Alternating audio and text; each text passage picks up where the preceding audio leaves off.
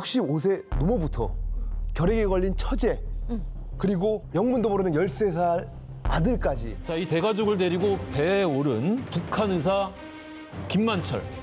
남북 역사 속 최초로 배를 타고 일가족 집단 탈북에 성공한 이 가족이 대한민국을 말 그대로 뒤집어 놓았습니다.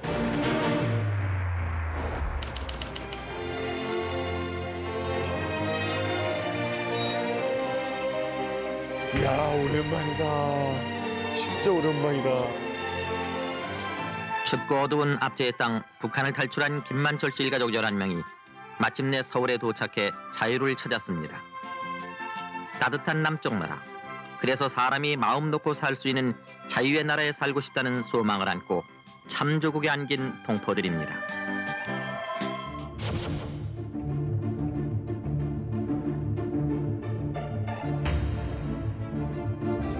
시민들은 차 가까이 다가와 죽음을 걸고 자유를 찾아온 이들의 용기에 박수를 아끼지 않았습니다. 야, 정말 난리였네. 그러고 어이구, 뭐 어디 가지를 못하네.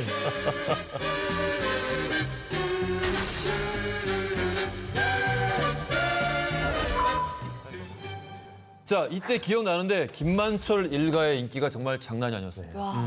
네, 뭐 지금도 북한에서 한국에 들어오시는 분들 대충 기간을 1년에서 3년 정도 걸리거든요. 그런데 이분들이 일가족 11명이 청진항에서 배를 타고 불과 24일 만에 온 거죠. 그랬구나. 근데 아까도 뭐 스토리텔링이 있잖아요. 그냥 조그만 가족 이게 아니라 11명이거든요. 대가족. 그렇죠.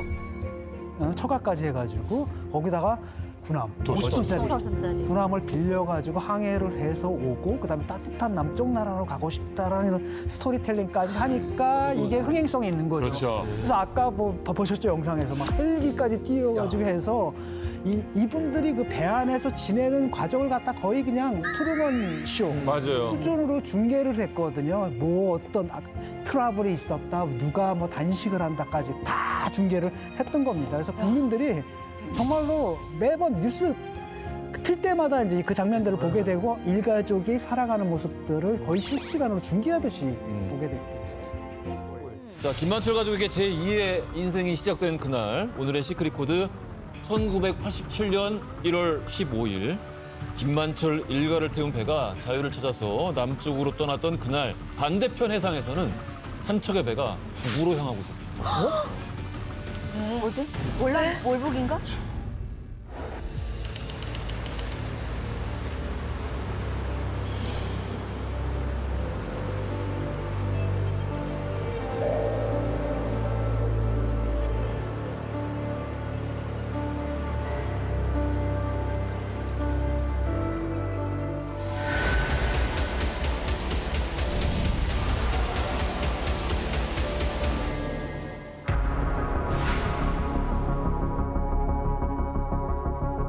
우리 어선 한 척이 북계 경비정에 납치됐습니다.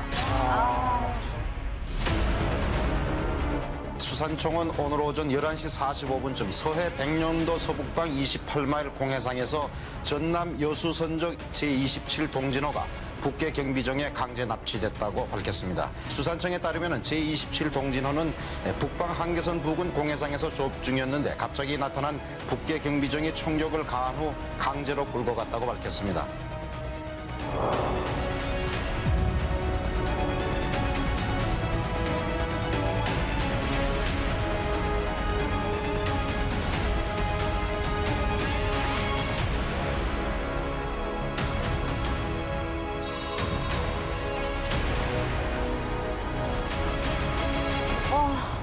시크릿 코드 1987년 1월 15일입니다. 네. 이름이 또 동진호네. 자, 1987년 1월 15일에 이 두 척의 배는 운명이 너무나도 갈리죠.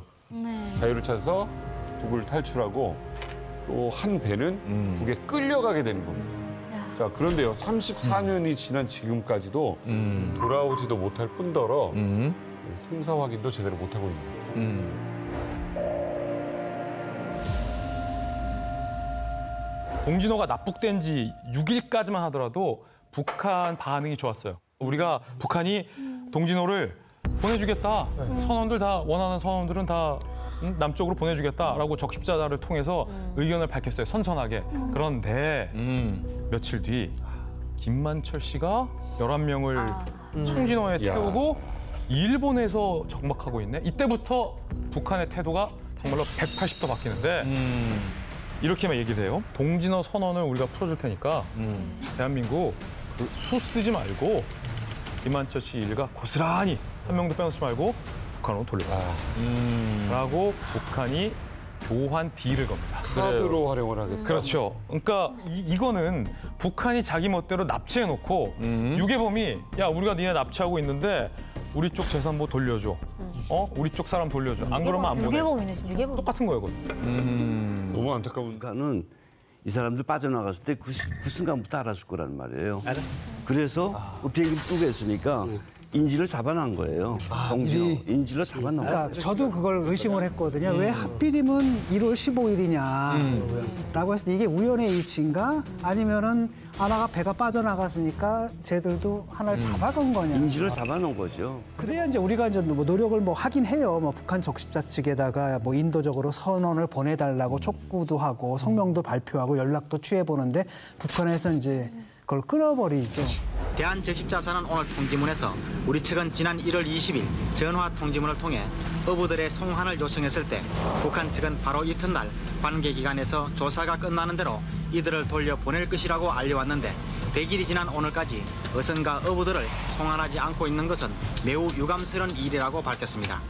그러니까 의례적인 그건 프로토콜이에요. 진 교수님이 정확하게 적으신 게 이건 프로토콜이에요. 그냥 과정상 기계적인 과정이. 돌려보내라고 성명하고 적십자 통해서 북한에 기별을 넣고 북한이 그냥 없네? 대답 안 하고 이건 그냥 할 수 프로토콜이에요. 없으나 국가의 존재 목적은 국민을 보호하는 거거든요. 당시 이제 5공화국 정부 같은 경우에는 그걸 안 했지 않습니까? 못했던 이유가 그러니까 그들 입장에서 봤을 때는 첫 번째 이 박종철 고문치사 사건 같은 경우에는 5공화국 정부가 정말 바람 앞에 촛불이었어요.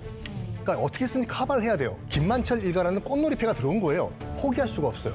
그리고 곧 내년에 이제 88 올림픽까지 열리기 때문에 이런 상황에서 이제 동진호 이 문제가 이슈화되고 공론화된다?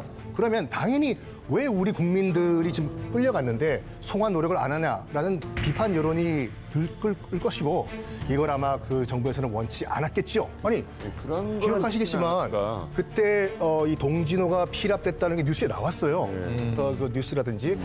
우리 어선 한 척이 북해 경비정에 납치됐습니다. 전남 여수선적 제27 동진호가 북해 경비정에 강제 납치됐다고 밝혔습니다. 얼마 후에 이제 김만철 일가가 입국을 했지 않습니까? 싹 사라졌어, 동진호에 관련된 뉴스가.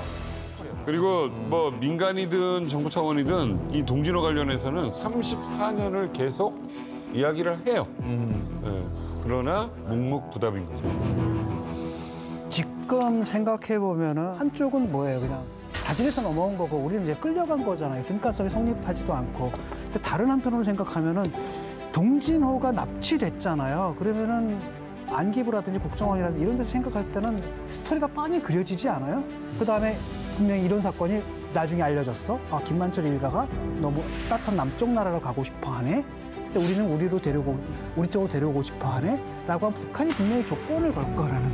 그러니까 사실은 그때 이런 문제는 좀 조용하게 처리해서 이들을 갖다가 그냥 성북으로 가게 한 다음에 그다음에 뭐 동진호 선언들을 받은 다음에 그다음에 그분들을 갖다 나중에 설득을 해서 한국으로 돌아오는 길이 서두르지 않고 그렇죠. 한 2, 3년 후라도 그런 가능성은 없었을까 하는 아쉬움이 좀 남아요.